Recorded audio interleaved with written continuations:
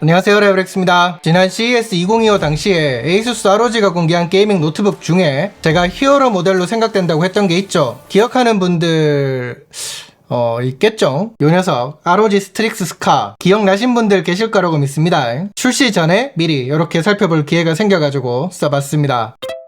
제가 CES 2025 당시에 그 발표 내용을 영상으로 정리하면서 이 라인업에 디자인 변화가 있다고 제가 말씀을 드렸었죠. 가장 대표적인 게 세계 최초로 들어간 풀 서라운드 RGB 라이트. 이게 실제로 어떤 느낌일지 궁금했는데 느낌이 신박합니다. 라이트바에서 나오는 그 빛이 이렇게 기기 전체를 360도 삥 둘러가지고 발산되다 보니까 노트북이 마치 그 살짝 떠 있는 것 같은 그런 느낌을 주더라고요. 이게 그냥 뭐 말로만 듣기만 하면 소소한 것 같지만 RGB 감성으로 효과를 주니까 더 게이밍 제품에 잘 어울리는 그런 분위기도 만들어지고 좋았습니다. 그리고 제가 착각하는 게 아니라고 하면 예전에는 상판하고 힌지 사이에 간격이 꽤 멀었거든요. 근데 이제는 2mm 수준으로 줄어가지고 좀 더 심플하면서 견고한 고급지면서 일체감이 좋아진 그런 느낌도 주더라고요. 그러니까 쉽게 말하면 전작 대비 훨씬 더 다듬어지고 게이밍 감성이 좋아졌다.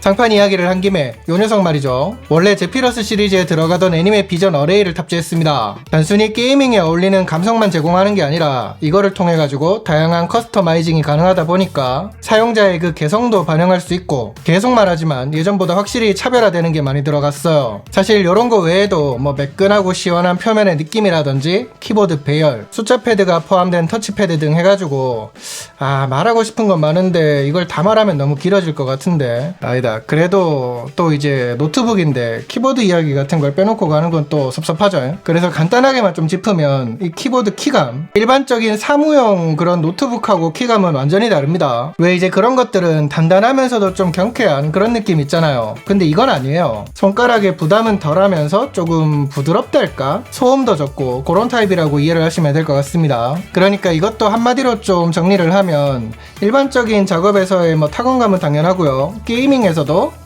충분히 괜찮은 느낌을 주더라. 그리고 터치패드는 얘네들은 이게 또 킥이죠. 이걸로 숫자 패드를 이용할 수가 있어요. 터치패드 자체의 반응성이나 사용성도 괜찮긴 한데 저는 요렇게 굳이 숫자 패드가 물리적으로 없어도 되는 그런 키 배열을 제공한다는 게 좋더라고요. 아무튼 요 녀석 공개 당시부터 저는 궁금했던 게 또 따로 있었어요. 사실 이거를 받자마자 제일 먼저 본 부분이기도 하고, 요 녀석 합판을 엄청 간편하게 분해할 수 있습니다. 이게 왜 반갑냐? 업그레이드 편의성이 좋아진 거니까요. 예전처럼 따로 드라이버를 챙기거나 하는 번거로움이라든지 수고가 없어요. 손으로 쉽게 합판을 열어가지고 SSD라든지 램 등을 업그레이드 할 수가 있습니다. 심지어 이렇게 보시면 SSD를 교체하는 것도 쉬운 게 따로 나사를 풀고 조이고 할 필요가 없어요. 야, 진짜 아니 왜 이제 이런 게 가능한 건가 싶은 생각이 계속 들더라고요. 제가 예전에도 말한 적이 있는데 뭐 말을 안 했어도 이제 이런 제품군에 관심이 있는 분들은 당연히 이거를 쓰면서 업그레이드에도 관심이 많을 수밖에 없죠. 그죠? 근데 이제 그렇게 할 때 그 뭐 제품에 따라서는 말이죠, 나사가 뭉개지거나 하면서 엄청 스트레스를 주는 그런 케이스가 꽤 많습니다. 그래서 나름대로 이제 그런 합판 분해하는 부분에 대해서 조금 더 편하게 하는 그런 아이디어를 계속 넣는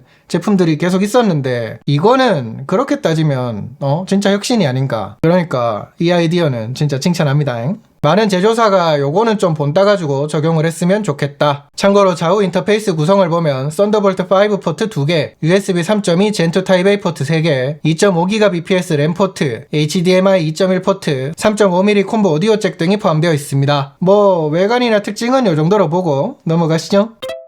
다음은 퍼포먼스. 제가 지금 테스트하면서 써본 제품 기준으로 주요 스펙은 인텔 코어 울트라 9 275HX 프로세서, 엔비디아 지포스 RTX 5080 랩탑 GPU 등이 들어갔습니다. 긴 말 할 거 없이 벤치마크 테스트 결과부터 보여드릴게요. 먼저 CPU 관련해가지고 긱벤치 6 결과부터 보면 싱글은 3106점, 멀티는 19824점이 나왔고요. 시네벤치 2024랑 시네벤치 R23 결과 나란히 첨부하고 넘어갈게요. 그리고 그래픽 점수, 이거는 3D 마크로 몇 가지 돌려가지고 확인해본 결과입니다.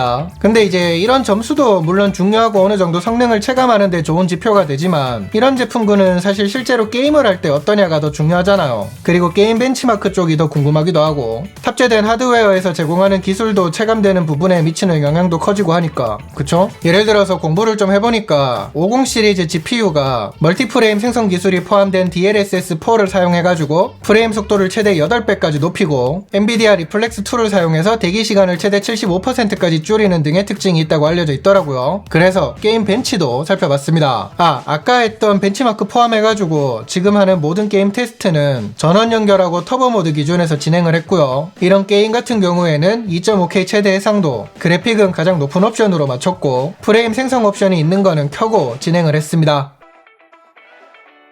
참고로 이렇게 이제 벤치마크를 돌리면서 그 CPU 최고 온도를 포함해가지고 이 녀석의 발열도 살펴봤어요. 시네벤치 테스트 중에 CPU 최고 온도는 93도를 순간 딱 찍기는 했는데 테스트가 끝나고 금방 70도대로 떨어졌다가 쭉 열이 빠지는 모습을 보이더라고요. 그리고 게임 벤치마크를 진행하면서 가장 뜨거운 곳 기준 온도를 측정해 보니까 대체로 통풍구 인근이 가장 뜨거웠습니다. 40도 수준? 그 외에 이제 게임 같은 거 할 때 손이 거의 자주 닿는 그런 이제 영역? 그런 거는 뭐 특정 부분이 조금 미지근한 느낌이 있긴 했는데 대체로 전혀 열감 때문에 오는 불편이나 불쾌함은 없었어요. 오히려 생각보다 꽤 시원하다 이런 느낌까지도 있었습니다. 그러니까 방금도 말했지만 이 발열 관련해가지고 제가 좀 특히 더 마음에 들었던 게 보통 게이밍 노트북은 이런 식으로 이제 속칭 시즈 모드라고 해가지고 박아놓고 한 자리에 거의 두고 사용을 하잖아요. 그렇다 보니까 이제 여기에다가 뭐 키보드까지 쓰는 분들도 있고 일반적으로는 마우스는 또 연결을 해가지고 쓰시죠. 그래서 예전에는 게이밍 노트북 중에 일부는 뜨거운 바람이 이렇게 빠지고 막 하다 보니까 이 마우스가 있는 손? 이런 때도 또 뜨거워가지고 막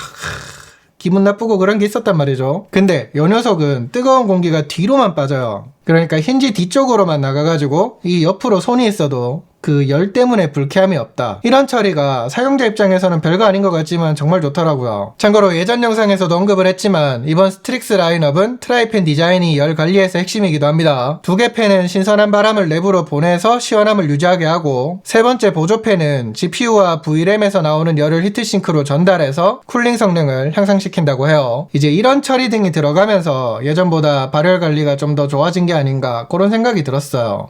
물론 이제 열 관리가 잘 되는 만큼 팬 소음은 어쩔 수 없이 따라옵니다. 근데 제가 여러 번 말했었죠. 이거는 게임이나 무거운 거를 돌릴 때 그런 거고 일상에서 혹은 작동 모드를 뭐 조용으로 맞추거나 하면 팬 소음은 그렇게 문제는 안 됐어요.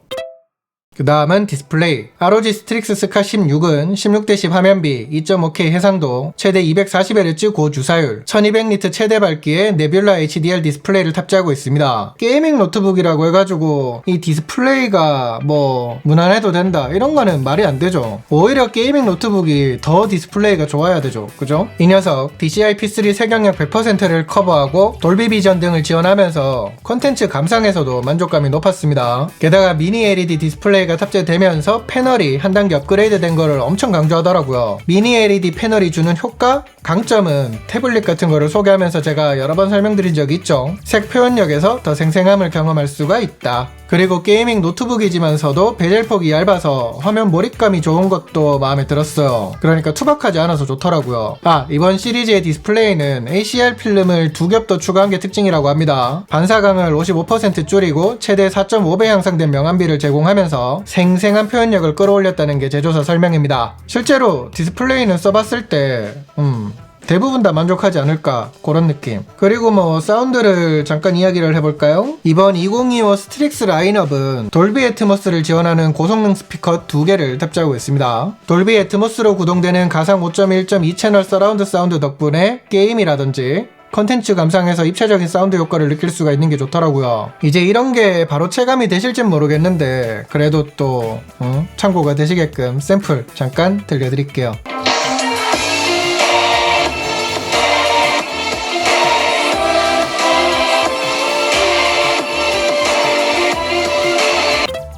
그러면 이 녀석 써보면서 아쉬운 점은 뭐가 있었느냐. 그 미니 LED 자체가 콘텐츠 감상 등에서 장점이 되는 거는 분명하죠. 하지만 이게 로컬 디밍을 사용하기 때문에 블루밍 현상이 나타나는 아쉬움이 어쩔 수 없이 따라오더라고요. 물론 이게 이제 구조상 어쩔 수 없는 부분이기도 하고 뭐 엄청 심각하게 거슬린다 그 정도는 아니긴 했는데 이제 다 그렇잖아요. 한번 눈에 들어오기 시작하면 좀 거슬리고 하는 거. 그래서 뭐 어쩔 수 없다고는 하지만 아쉬운 포인트인 거는 사실이지 않나. 그리고 이제 좋은 건 알지만 일반적인 소비자가 선택하기에는 금전적으로 부담이 있을 수밖에 없다는 거. 매번 말하지만 이런 거는 좀 특가 기회 같은 게 자주 있었으면 좋겠어요. 그래야 저도 지를 수 있으니까.